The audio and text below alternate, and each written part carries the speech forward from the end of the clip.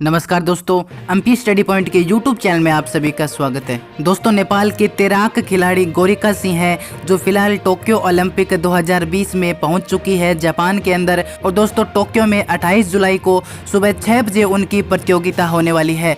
और दोस्तों, पूरे देश को, पूरे नेपाल को उन पर पूरी उम्मीद है कि वो नेपाल के लिए बहुत ही बड़ा कीर्तिमान हासिल करने वाली है और पूरी दुनिया में नेपाल का नाम रोशन करने वाली है। लेकिन दोस्तों, गोरिका सिंह ने टोक्यो ओलंपिक में जाने से पहले बहुत ही अच्छी बात बताई है जो सभी नेपालियों को सुननी चाहिए। इसके अलावा भारत के भी सभी लोगों को सुननी चाहिए। तो चलिए दोस्तों, देखते हैं कि नेपाल की तैराक खिलाड़ी गोरिका सिंह ने टोक्यो ओलंपिक में जाने से पहले अपने देश के लिए, अपने करियर के लिए क्या कहा है। तो दोस्तों, मैं आपको बता दूं कि नेपाल की तैराक खिलाड़ी गोरिका सिंह है फिलहाल टोक्यो ओलंपिक में है और उन्होंने अपने देश की तैराक टीम के सदस्य के रूप में ओलंपिक में नेपाल का प्रतिनिधित्व कर रही है। वास्तव में उन्होंने 23 जुलाई को उद्घाटन समारोह में नेपाल ध्वज लेकर अपनी टीम का नेतृत्व ही नहीं किया बल्कि पूरे देश नेपाल का नाम उन्होंने रोशन किया है।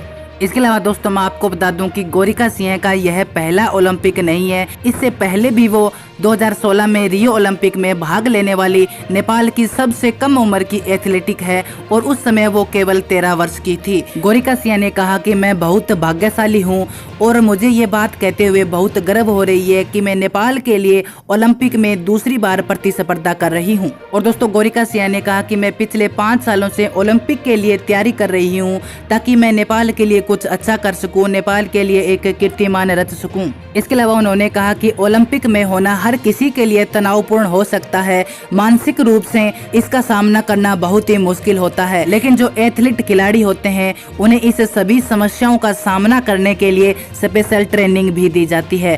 फिर भी कभी कभी हम चिंतित हो जाते हैं और हम एक दूसरे से मदद मांगना ठीक समझते हैं। और मैं बहुत ही भाग्यशाली हूँ कि मेरे पास हमेशा से एक ऐसी टीम रही है जिसने मुझे कभी भी थकने हारने नहीं दिया और मुझे हमेशा आगे बढ़ने की प्रेरणा दी, जिसमें मेरे कुछ खास दोस्त हैं, मेरे माता पिता हैं और मेरे कोच हैं जिन्होंने हमेशा मुझे शांत और एकत्रित रहने में मदद दी है। इसके अलावा दोस्तों, गोरिका सिंह ने कहा है कि मेरे लिए सबसे बड़ी और सबसे रोचक बात यही है कि मैं अपने देश के लिए ओलंपिक में प्रतिनिधित्व कर रही हूँ और उन्होंने कहा कि मैं ओलंपिक में जीत हासिल करने के लिए अपनी जी जान लगा दूंगी ताकि मेरे देश नेपाल का नाम पूरी दुनिया में रोशन हो सके।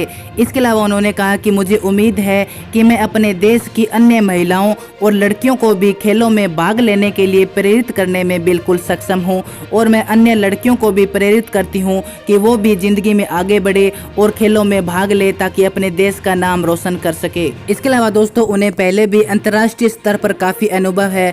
2016 में ओलंपिक में प्रतिस्पर्धा के अलावा जहां उन्होंने 100 मीटर बैक स्ट्रोक में अपनी पहली हिट जीती। इसके अलावा उन्होंने नेपाल में 2019 में आयोजित दक्षिण एशियाई खेलों के दौरान 4 स्वर्ण पदक यानी 4 गोल्ड मेडल भी नेपाल के नाम किए थे, जो पूरे नेपाल के लिए बहुत ही बड़े गर्व की बात है। इसके अलावा दोस्तों, गोरिका सिंह ने एक और बड़ी बात कही है। उन्होंने कहा कि मुझे गर्व है कि मैं नेपाल देश की बेटी हूँ, मैंने नेपाल के अंदर जन्म लिया है और मैं अपने गेम के जरिए नेपाल का नाम रोशन करने के लिए, पूरी दुनिया में नेपाल का नाम रोशन करने के लिए मैं अपनी पूरी जी जान लगा दूंगी। इसके अलावा गोरिका सिंह ने कहा कि मुझे देखकर नेपाल देश की अन्य लड़कियां भी, अन्य महिलाएं भी खेलों के प्रति आकर्षित होगी और वो अपने देश का नाम रोशन करने के लिए खेलों में भाग लेगी।